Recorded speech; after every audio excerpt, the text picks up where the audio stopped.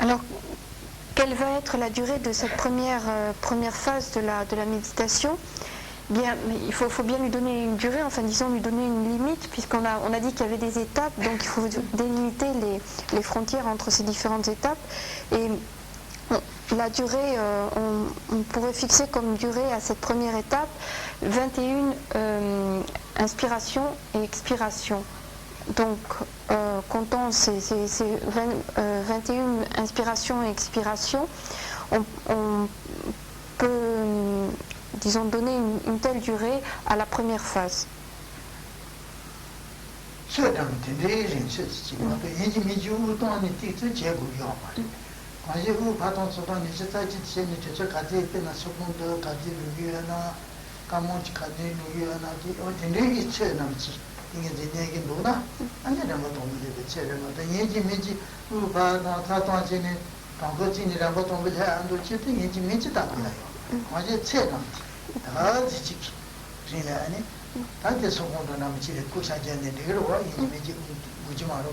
Non.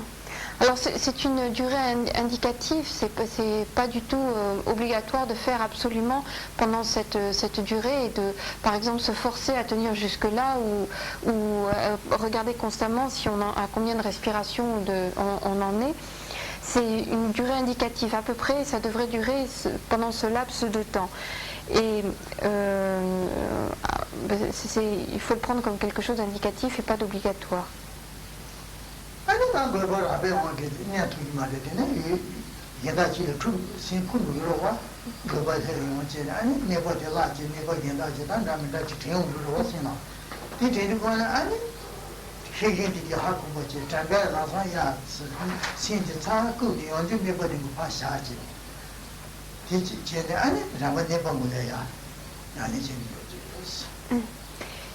On va donc essayer de tenir l'objet on va donc essayer de tenir l'esprit placé ou focalisé sur cet objet pendant cette durée de temps, donc à peu près 21 respirations. Et dès que il va arriver un moment où l'esprit va glisser, va partir vers un autre objet. La distraction va se manifester. Et dès que ce phénomène va apparaître, dès que la distraction va apparaître, eh bien la vigilance va intervenir. Elle va discerner cette erreur et faire appel à la mémoire pour qu'à nouveau l'esprit soit focalisé sur l'objet choisi initialement. Et on dit qu'à partir du moment où cette erreur s'est manifestée, que la vigilance l'a décelée et que l'on est intervenu pour remettre l'esprit sur l'objet, eh bien on passe à la deuxième étape.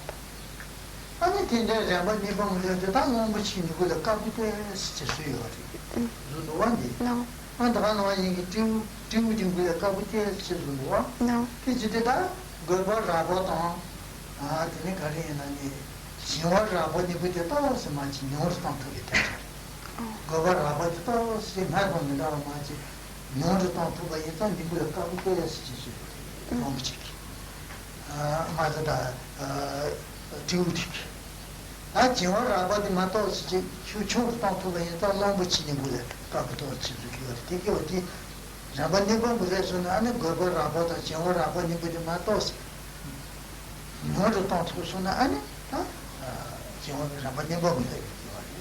Non.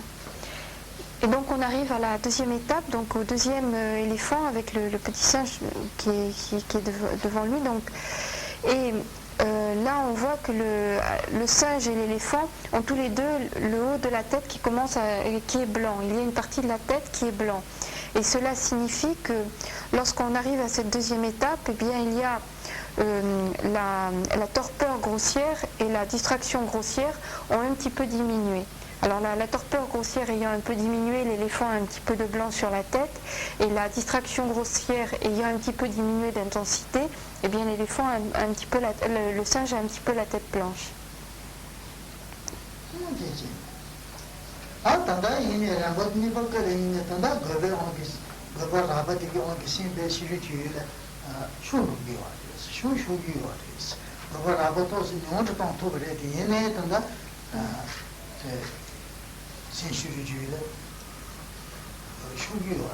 Non. Mais même si cette distraction grossière a diminué un petit peu d'intensité, elle se manifeste toujours. Donc il y a quand même malgré tout toujours une distraction grossière et une torpeur grossière.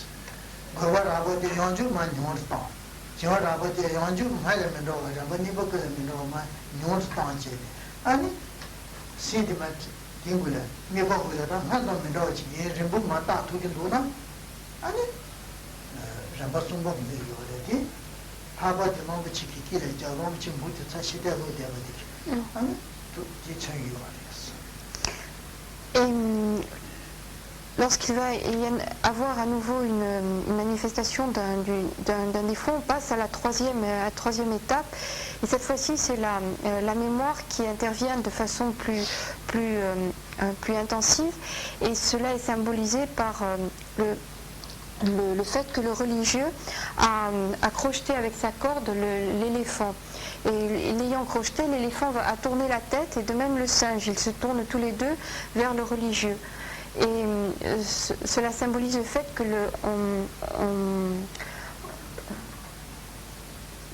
par la mémoire, on va replacer à nouveau l'esprit sur l'objet, et donc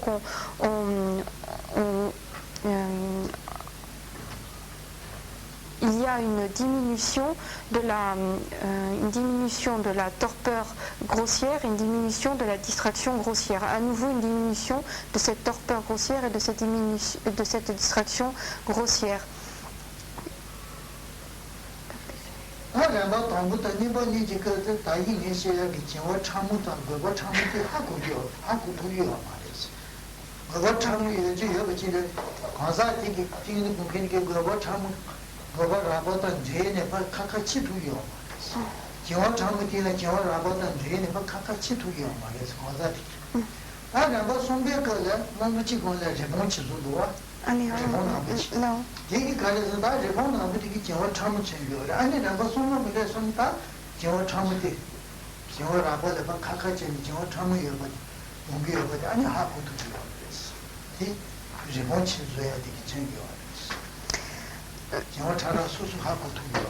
Non.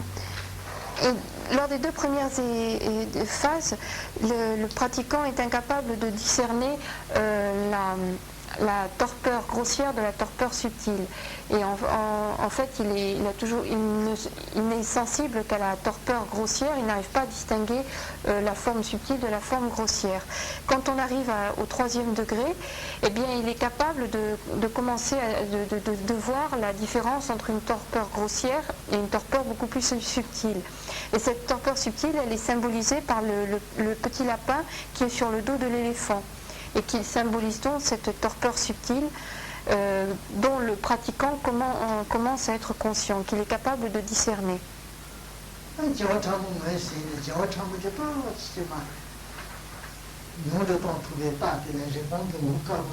Non.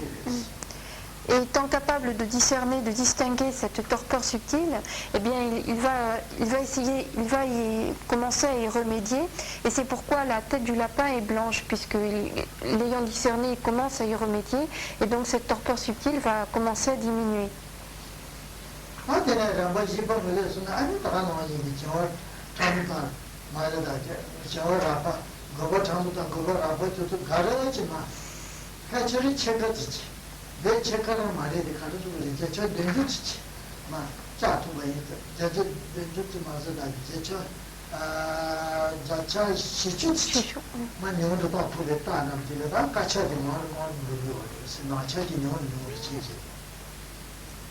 Dans la quatrième étape, dans la quatrième phase, par son travail, le pratiquant continue à faire diminuer la torpeur grossière et la distraction grossière, et cela est illustré par le fait que l'éléphant et le singe sont de plus en plus blancs. Ils sont à 40% blancs maintenant.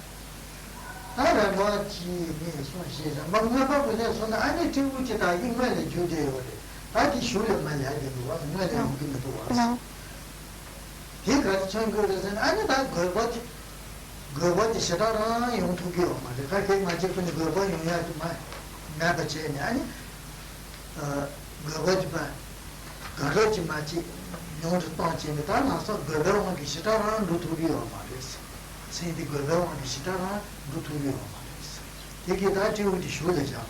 Non. Dans la 5e phase, le singe est passé derrière. Cela signifie que, arrivé à ce niveau-là, bien la distraction apparaît de façon moins fréquente, et c'est plutôt la torpeur qui apparaît de façon plus fréquente. Donc la distraction est beaucoup moins fréquente maintenant.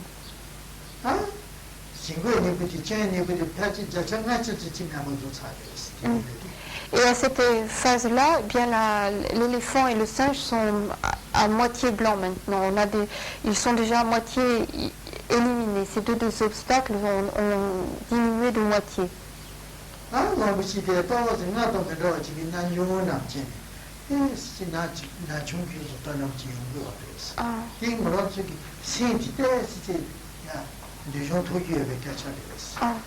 On peut également remarquer la façon de marcher de l'éléphant.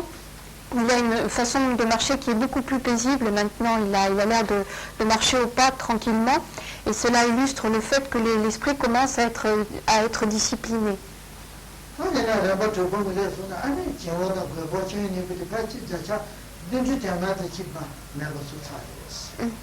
Dans la 6e phase, l'éléphant et le singe sont blancs à 70%, donc il y a à nouveau une diminution de...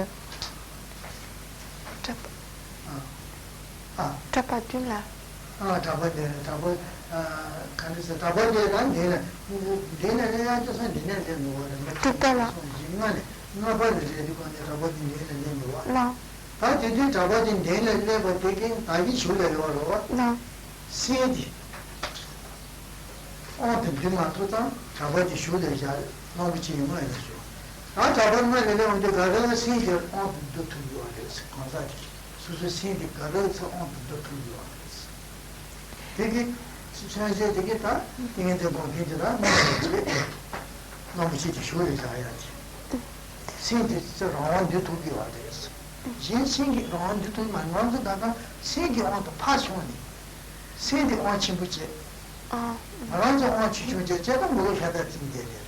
Non.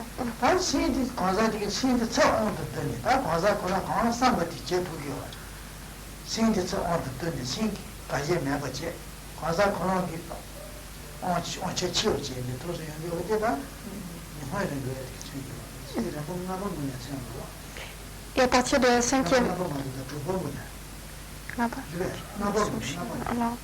À partir de la 5e phase, le religieux est passé devant l'éléphant. Et cela symbolise le fait que maintenant il est capable le pratiquant maîtrise beaucoup plus son esprit. Et de façon, disons, à l'état ordinaire, où lorsque l'on débute, eh bien, c'est le contraire. On n'a aucune maîtrise sur l'esprit, on est emporté par l'esprit, par les mouvements de l'esprit, l'agitation de l'esprit, et on n'a pratiquement aucun contrôle sur lui, ce qui était symbolisé par le religieux qui était derrière l'éléphant. Et quand on arrive à la 5e phase, eh bien, le pratiquant, là, il a une certaine emprise, il a un certain contrôle sur l'esprit, il est capable, il commence à pouvoir le diriger comme il le veut. Il y a une meilleure maîtrise de l'esprit.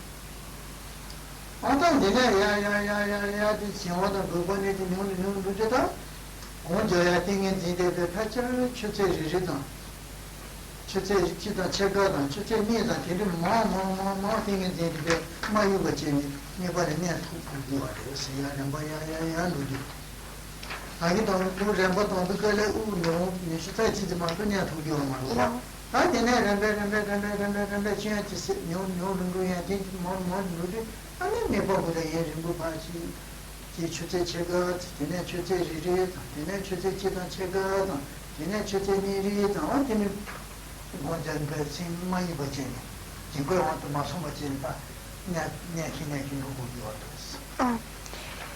Et si lors de la première phase, on ne pouvait tenir que pendant 21 respirations l'esprit focalisé sur l'objet de concentration, et bien plus on progresse tout au long de ces phases, plus la durée va augmenter. C'est-à-dire qu'on va pouvoir arriver à quelques minutes, puis à 30 minutes, à 1 heure, à 1 heure et demie, à 2 heures. Et on peut arriver à tenir ainsi pendant 2 heures l'esprit focalisé sur l'objet sans que l'esprit ne bouge, ne glisse de l'objet choisi initialement.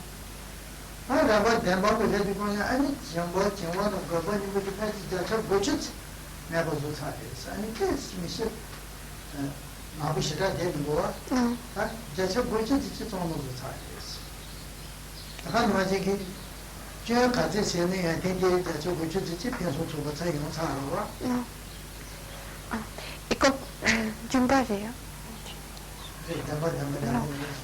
Et quand on arrive à la 7e phase, eh bien on peut le voir, l'éléphant et le singe n'ont pratiquement plus de noir, ils sont pratiquement entièrement blanchis, ce qui signifie que les 2 obstacles sont pratiquement éliminés. Et l'élimination des obstacles signifie en même temps l'obtention des qualités. C'est-à-dire que plus on élimine les obstacles, plus on développe en soi les qualités de clarté et de fermeté de la concentration.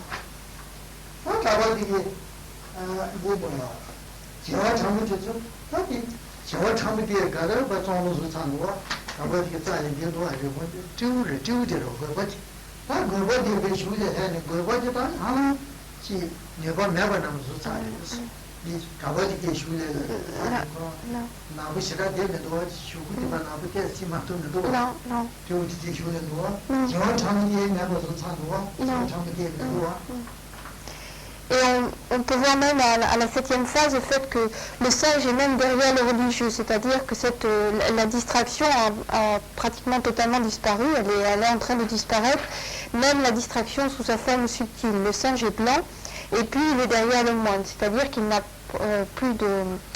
il n'a plus de rapport avec l'éléphant, il est derrière le moine.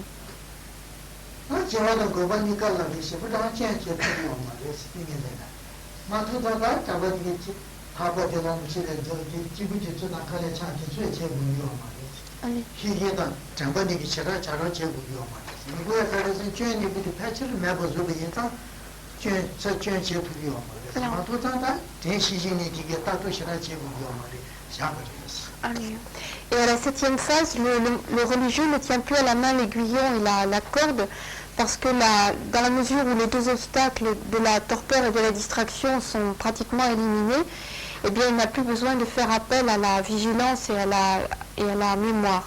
Donc la concentration étant bien installée, étant bien établie, il n'a plus besoin de ces 2 outils pour la maintenir correctement.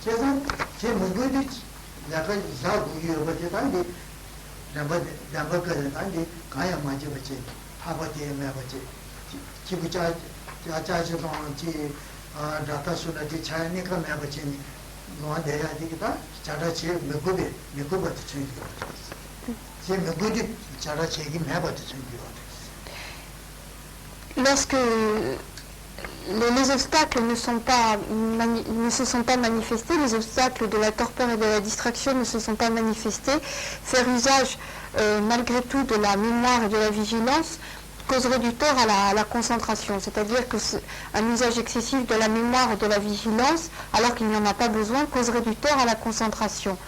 Ne pas intervenir lorsque la torpeur et la distraction sont manifestes est une erreur, cause du tort à la concentration, mais intervenir alors qu'il n'y en a pas besoin est également une erreur, porte tort à la concentration.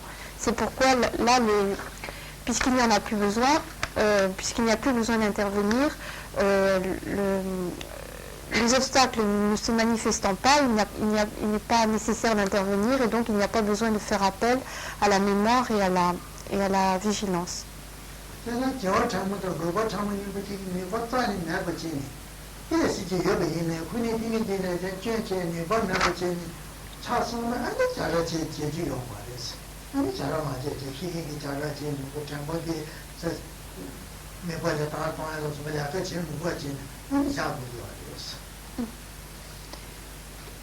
Même si la torpeur et la distraction apparaissent encore un tout petit peu sous la forme subtile, ils ne peuvent pas causer véritablement de tort à la concentration. Et donc il n'est pas nécessaire de faire appel à la mémoire et à la vigilance. Si la vigilance restait encore trop en activité, eh bien, elle causerait du tort à la concentration. De la même façon, si la mémoire était trop fortement sollicitée, eh bien, ça causerait également du tort à la concentration.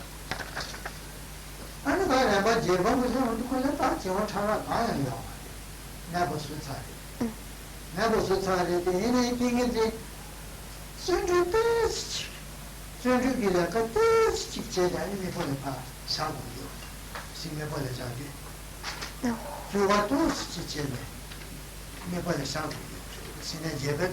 Non.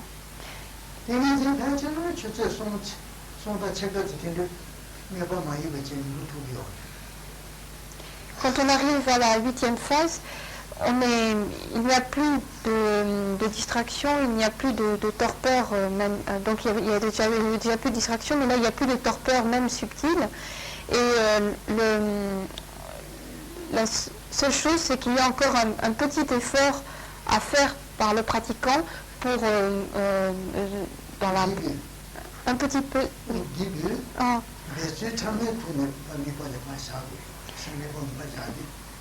Il y a encore un petit effort à faire par le pratiquant pour placer l'esprit sur l'objet sur lequel il va se concentrer. Donc au début, dans le placement de l'esprit, il y a encore un petit effort à fournir pour placer son esprit.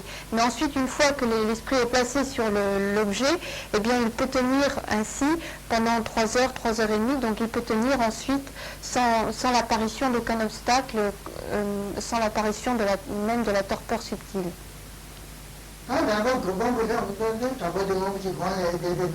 Non. Non.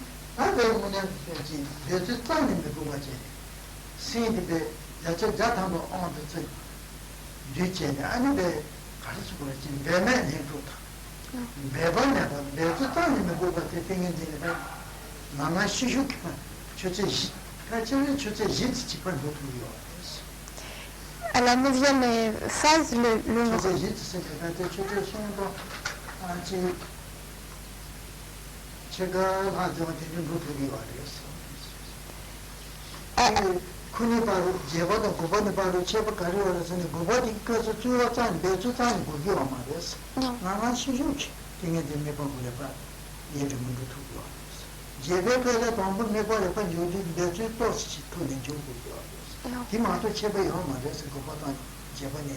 Non.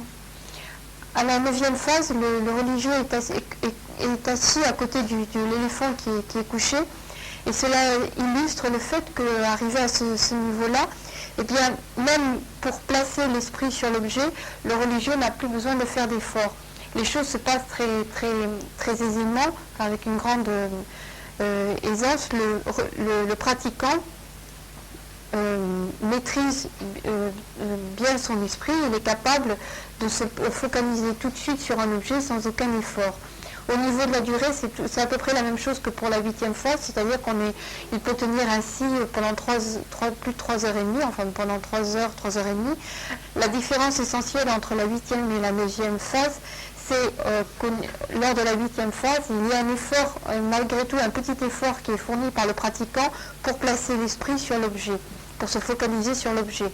Alors que dans la 9e phase, il n'y a plus du tout aucun effort à fournir, les choses se font avec une grande aisance. Rambaji Gumba Pateres one. Non. I think one of the Chupa was a Diani, he never moved. He never took it, says. When he never took it, said that, and but Chupa was a son of that, he never took it, said that. He would never correct it, but you must see. Et ensuite, eh bien, on arrive à la dixième, enfin au 10e dessin, au 10e petit éléphant. Et là, c'est le calme mental a été, le calme mental est développé, il est établi, il est réalisé. Et Karim Boucher en parlera la prochaine fois.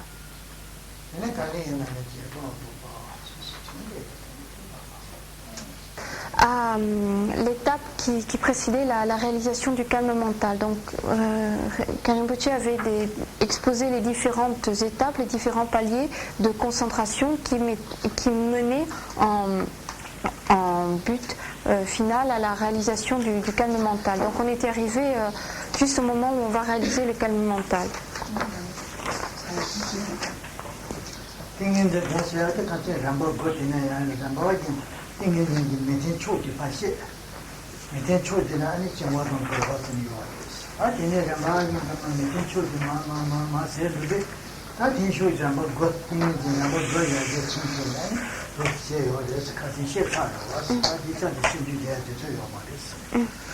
Donc la dernière fois, Karim Boucher avait exposé les 9 étapes qui permettent de par palier d'éliminer les conditions défavorables, les obstacles à la concentration que sont la distraction et la torpeur, et également comment au travers de ces 9 étapes on va développer en soi les qualités de la concentration.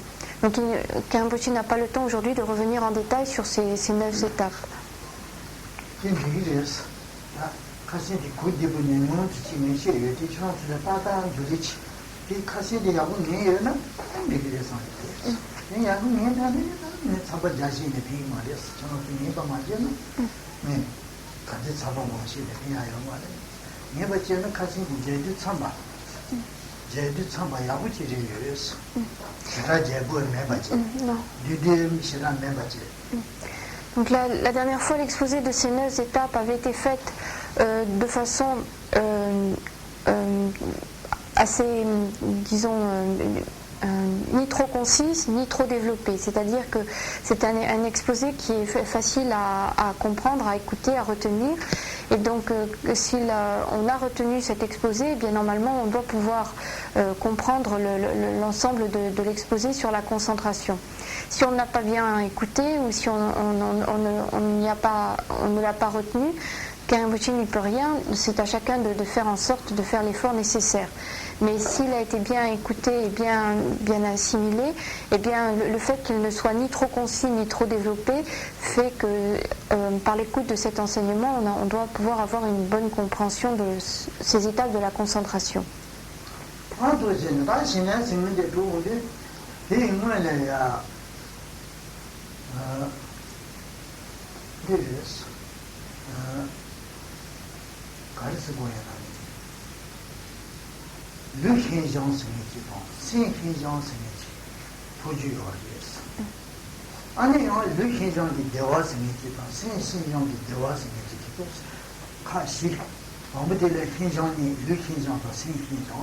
Non.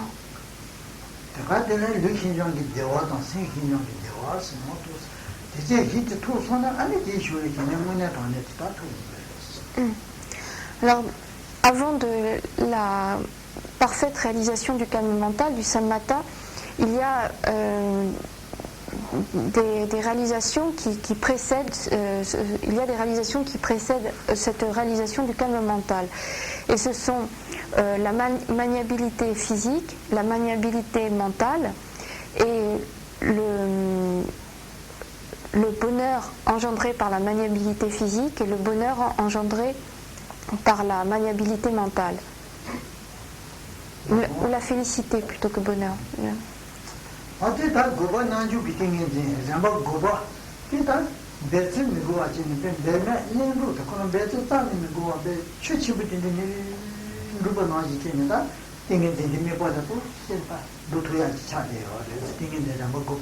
Non.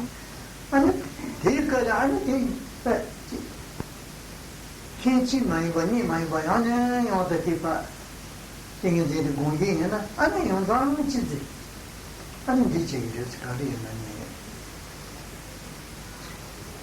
senji nyangi le semiji ore ba senji nyangi le semiji dedo jene ane kariso de yana senji jong semiji ngale tu senji jong semiji 되게 메테쇼들의 신진량이 있으면요. 신진량이 생기데 간여돼서 신교와라 그러와라 기 레슨메론 그게 내모배원 신레스 신 이게 레슨 토야지 신교와라 그러와라 레슨은 토야지 내가 전에 지어 되게 신진량이 있어요. 그래서 내모배원 신레슨도 좀 토야지 la ronce di con le seconde che si ne con questo maraia che si ne se ne canino ya no attati che viene quando de su con samba de sin la che c'è no ya che ne va c'è che ti vuole deve si ne ne se ada ti do c'è ne ti ma si ne sin ne che ci sin da so ro ci sin ne che ci de no da ci no giuro adesso ti ne va. Non. Quand on va arriver au 9e degré, au 9e palier de ce processus de concentration, eh bien on est capable pendant une très longue période, et ceci plusieurs fois, de maintenir la concentration sans aucun effort. C'est-à-dire qu'on va pouvoir placer sans effort l'esprit et maintenir la concentration sans effort. Et cette concentration, on va pouvoir la maintenir comme l'eau qui coule. C'est-à-dire ça se fait sans effort, ça coule tout seul, cette concentration, comme de l'eau. Et lorsque l'on va ainsi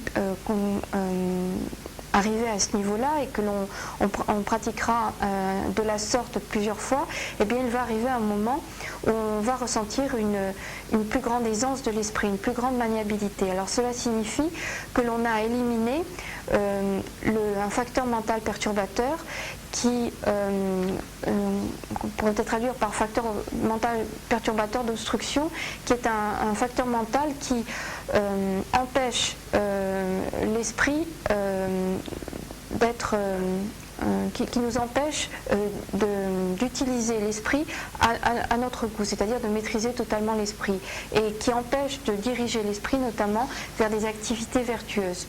Alors lorsque ce facteur mental perturbateur est présent, eh bien on ne peut pas diriger à sa guise l'esprit vers un objet vertueux, vers une activité vertueuse.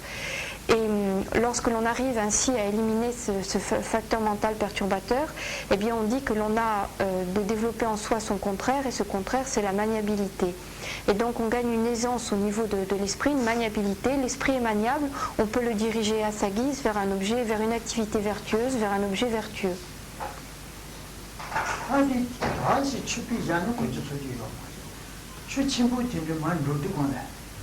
아니 제만 제가 그러진 기주죠 하면 그거 지금 이제는 뭐야지요 하고 이제 무슨 이거나 봐 주만 제가 뭐야 피자고 그러면서 같이 돌로선 추피자는 거지 주스게요. Alors quand on dit que la concentration doit être, lorsque l'on arrive au 9e degré, la concentration coule toute seule, et j'avais dit comme de l'eau, il faut préciser comme de l'eau d'un grand fleuve qui s'écoule sans avoir d'effort à faire. Elle coule en suivant le mouvement.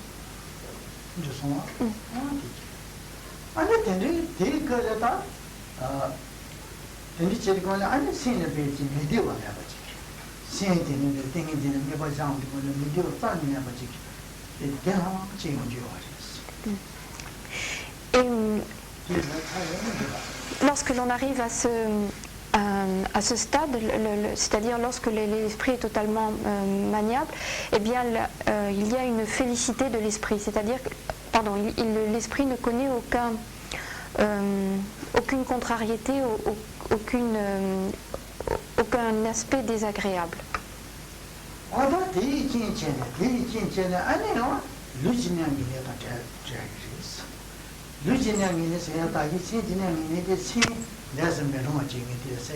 Non. 야 릴레스 메롱아 생이 되다 릴레스 롱아 생이 체바 가르레서네 뭐라지 공담지 저기 있는 배치 때문에 제대 아 야고치 피게지 루기에는 야 바로치 릴레 비디오 찍어네 릴레 나는 지 뭔디오 찍도 같이 영화지 요래 강이 영화지 릴레 비디오 찍 릴레 레스 메롱아 생이 루지네미 인스티리 뭐냐 돈에 나와도 차워서에 개매하지 아직 루기 전에 비디오 찍하니 띵게지 봐 제름이 아버지 아무 도야지 루기 전에 Non. 딜레 릴레스 메롱아 생이 어디 디체 캔디 릴레스 메롱아 제 캔디네 릴 진행이 있어 다 대다 잘 그래서 아니 다 신의 비디나 제네 신기전지 도움이 되 진짜네 아니 릴레스로 같이 차고 그래서 루지 냥이네다 잘 Et lorsque l'on arrive à cette maniabilité mentale, eh bien, elle va entraîner une maniabilité physique, c'est-à-dire que l'on va éliminer ce facteur de gêne, d'obstruction que l'on avait au niveau physique. Et on va développer à la place une grande aisance, une maniabilité au niveau physique. Alors cette obstruction, cette gêne physique, eh bien, on la ressent dès on reste trop longtemps en méditation, en concentration. Même si on arrive à maintenir la concentration, au niveau physique, on ressent une gêne, par exemple, au niveau des jambes, au niveau du dos. Donc on peut avoir différentes formes de souffrance physique, de douleurs, qui vont être des gênes physiques, qui vont entraver donc la pratique. Et lorsque l'on arrive à développer en soi l'aisance, la maniabilité mentale, eh bien elle va entraîner une aisance physique où on ne ressentira plus toutes ces gênes.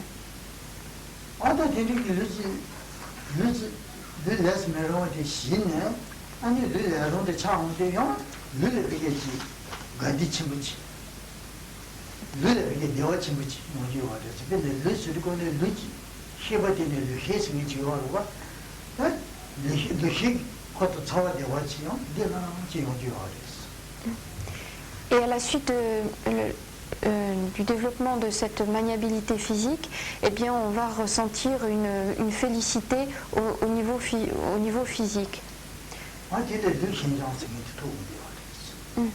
Et c'est donc ce que l'on appelle tout cela la maniabilité, l'aisance physique.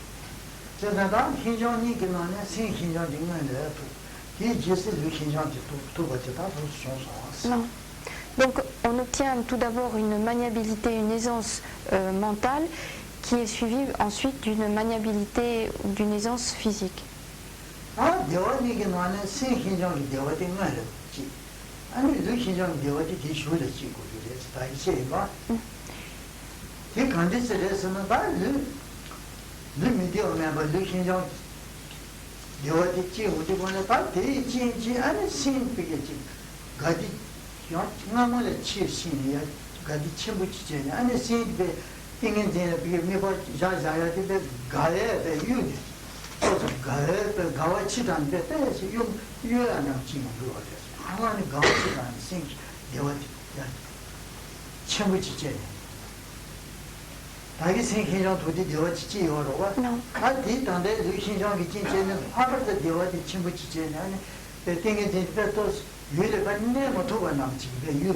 Non.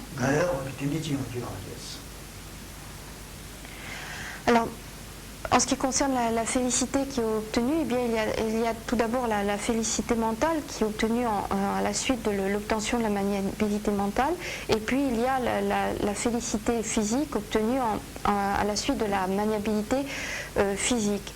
Et ce qui va se passer, c'est que lorsque l'on va ressentir cette...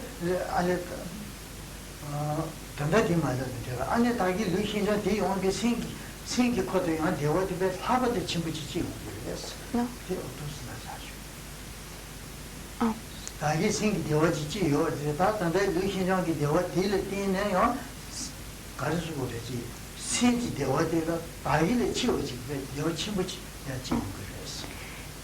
Et lorsque l'on va développer en soi la maniabilité physique, eh bien, il va donc apparaître une félicité physique, un certain bonheur, et ce bonheur physique va accroître, va augmenter le bonheur, la félicité qu'on éprouvait déjà au niveau mental.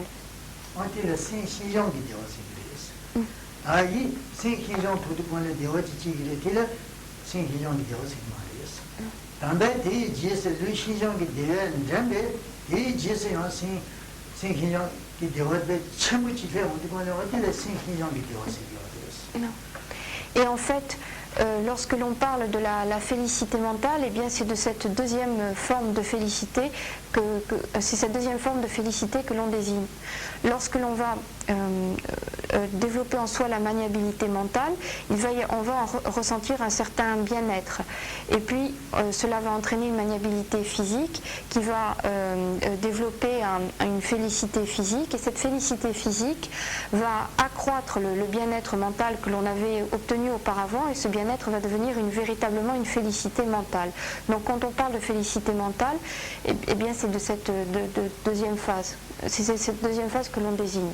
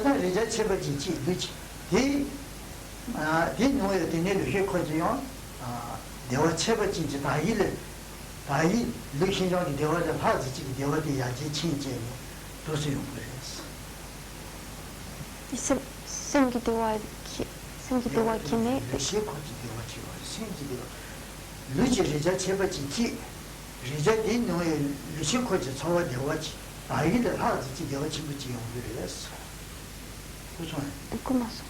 Tu t'envoies lui? Quelle la dernière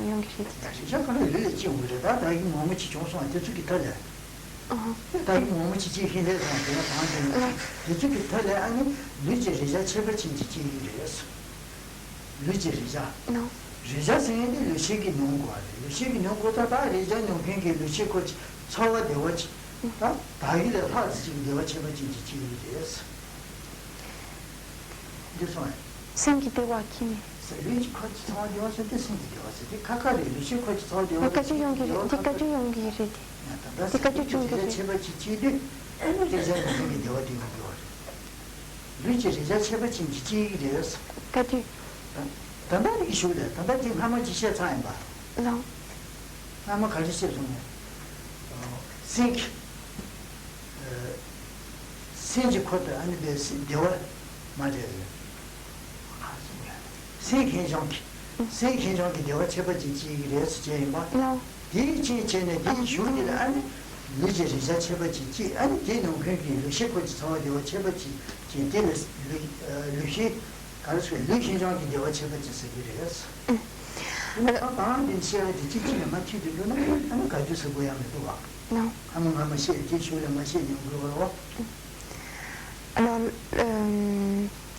une fois que la félicité, cette félicité mentale a été développée, eh bien, le corps va éprouver des contacts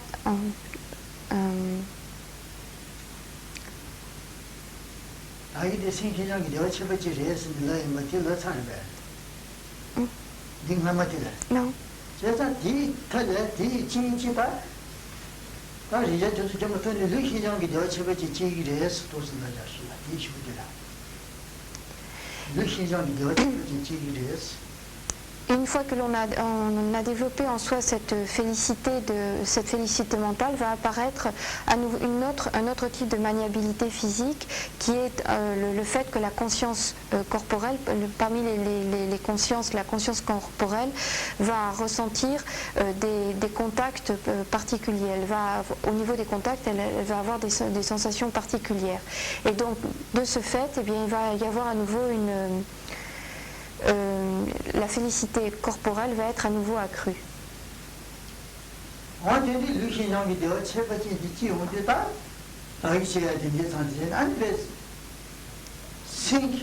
땡긴 생기대 지금 네발에 네 모두 다 지금 가디기 유네 가디 자침부지네 아니 땡긴 생기대 세메발에 네 모두 다 지금 요래스 노데라 땡긴 생기대 네발에 네 모두 다 지금 가야 유네 가디 가와데 하던 침부지네 아니 땡긴 생기대 네발에 네 모두 다 지금 노요 요래스 Et du fait de cette grande félicité qui va être développée, qui va être générée, eh bien la concentration ne pourra plus être fixée de façon ferme, on ne pourra plus arriver à fixer l'esprit de façon ferme sur l'objet de concentration. Donc cette grande félicité que l'on va éprouver à ce moment-là va troubler la concentration, la fermeté de la fixation de l'esprit sur l'objet. 우두체 미국을 맞지 땡기지 맞아 같이 매치는 루기나 아니 신게 가디기 유게야티 가디기 유게야티 아니 자니 신자지 아니 땡기 신장티 땡기지 때부터 담배 아니 신장티 체버진지 제제니 아니 도스이 모르겠어. Mais si on maintient malgré tout la concentration et que l'on continue à méditer, à fixer malgré tout l'esprit sur l'objet, eh bien au bout d'un moment, cette grande félicité ne trouble plus la concentration et on obtient donc une concentration où l'on jouit d'une grande, où l'on peut jouir maintenant véritablement d'une grande maniabilité.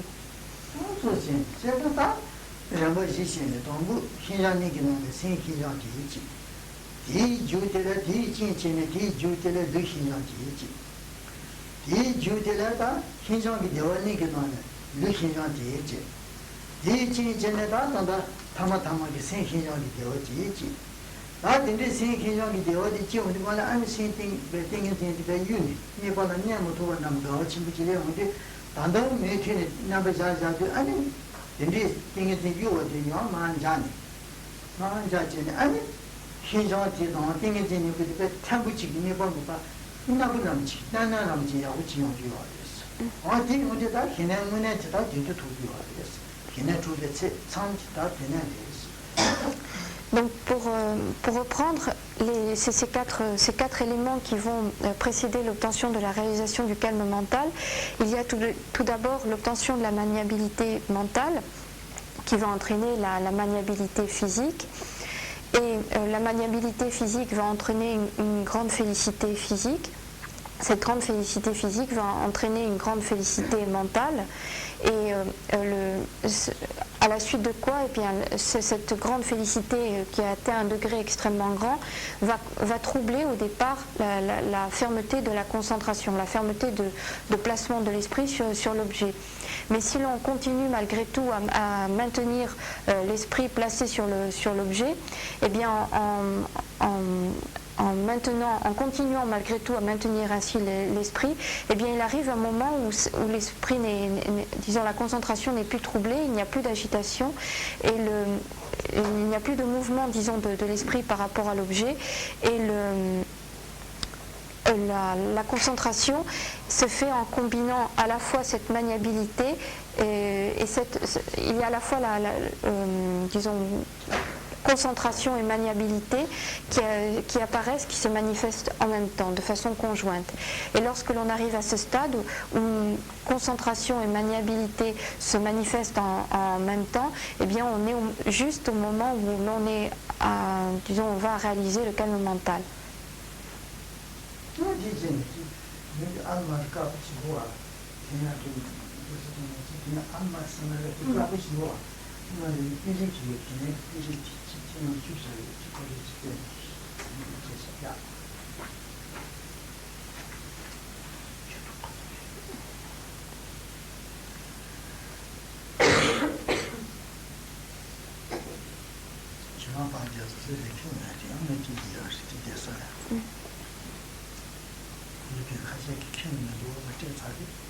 Kashi kason lei umar. Kashi kason lei umar.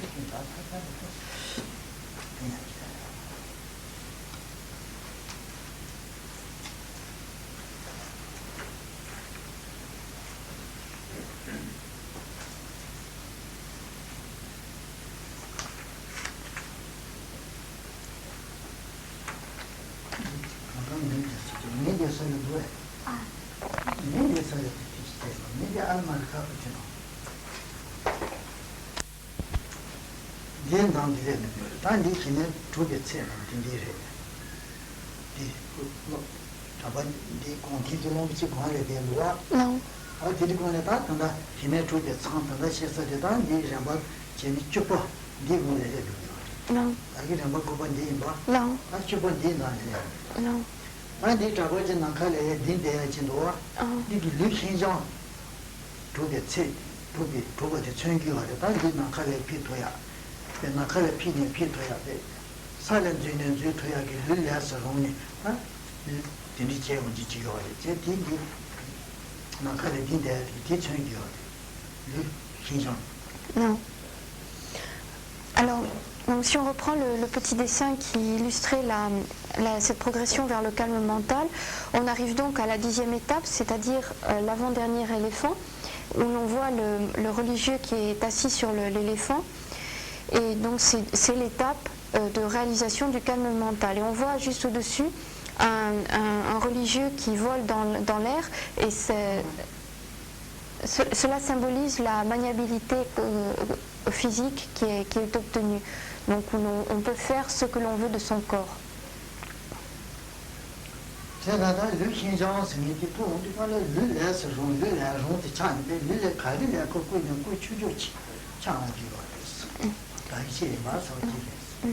Donc cette maniabilité physique, c'est donc la possibilité d'utiliser son corps ainsi qu'on le veut. On obtient une grande aisance, une grande maniabilité.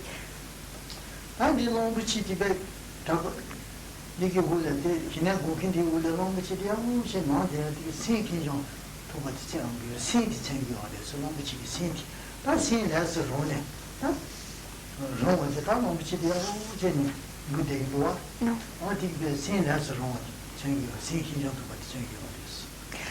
Et quant à l'éléphant sur lequel est assis le religieux, on le voit qui marche très docilement et très calmement et très docilement en même temps.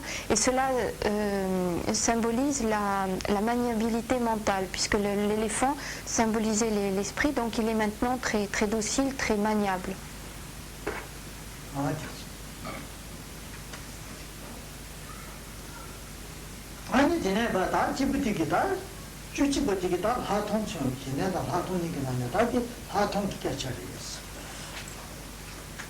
Alors, quant au dernier éléphant, le 11e, il symbolise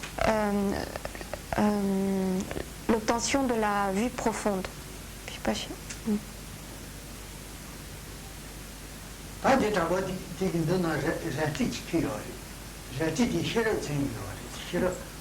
Et le religieux qui est donc toujours assis sur l'éléphant tient dans la main droite une épée, et cette épée symbolise la sagesse.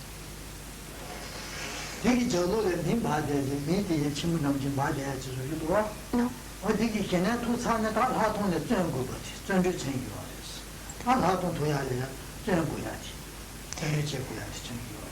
Et on voit derrière l'éléphant des flammes, de grandes flammes qui montent, et ces flammes symbolisent l'effort qui est développé par le religieux pour établir en lui cette vue profonde, vue pénétrante, pardon.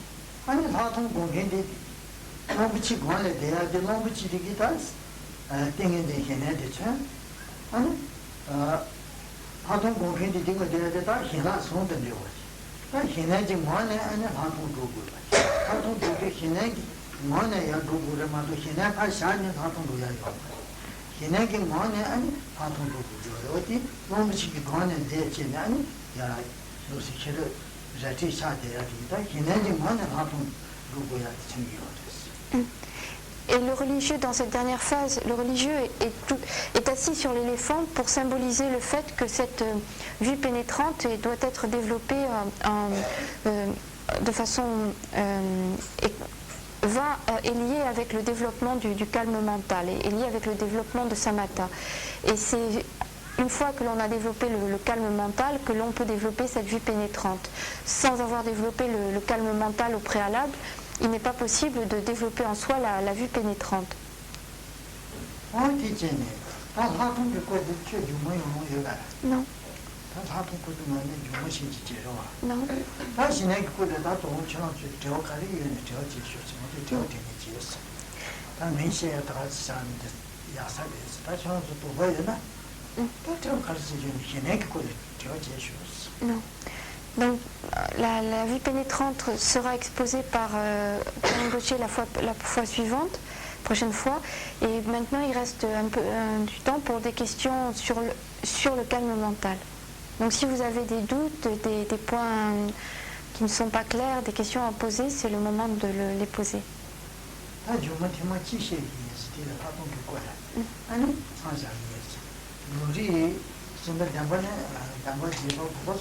남바 제번이게 추지자요. 아니 상상 고번 난지 대방 고추기요. 상상 저번 나무 고추기요. 요문 고추야게. 나도 근데 땡게 제보야. 아니 상상하게 우리 진짜 남바나 제바지요 말이지. 아니네 나도 파통 그거지 진짜 남는 나도 팀을 지시해요. Donc, il reste plus qu'une fois, donc plus qu'un seul enseignement qui sera exceptionnellement cette année, donc la première semaine de juillet. Habituellement, pendant le mois de juillet et le mois d'août, il n'y a pas d'enseignement, ce sont des périodes de pause.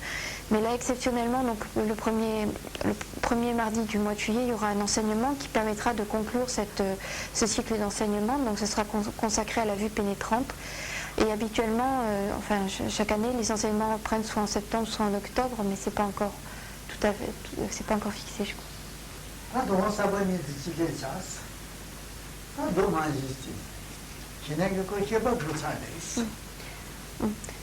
Rinpoché dit qu'il y a 2 personnes nouvelles qui sont arrivées ce soir et c'est un petit peu dommage parce qu'elles arrivent un petit peu un peu trop tard. C'est à la fin déjà de l'enseignement du calme mental.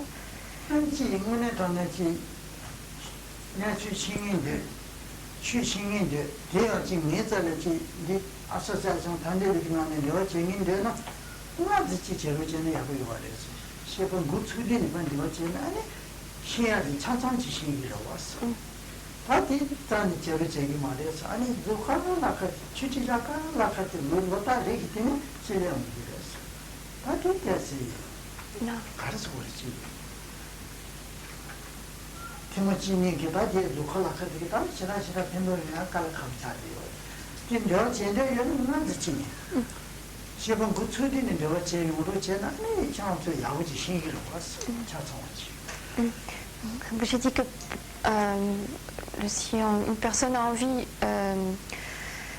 d'écouter des...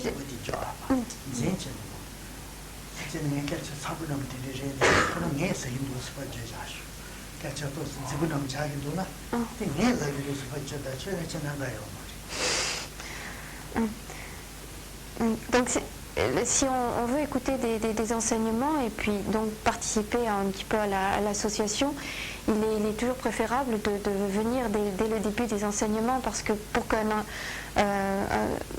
retirer un bénéfice, pour que cela soit vraiment utile, 1 ou 2 fois c'est un petit peu juste pour arriver à en tirer un bénéfice, une utilité, et c'est préférable de venir dès le début d'un cycle d'enseignement pour pouvoir en retirer tout le bénéfice. Donc de façon générale, il est préférable d'essayer de venir dès le début et quand on peut de venir dès le début.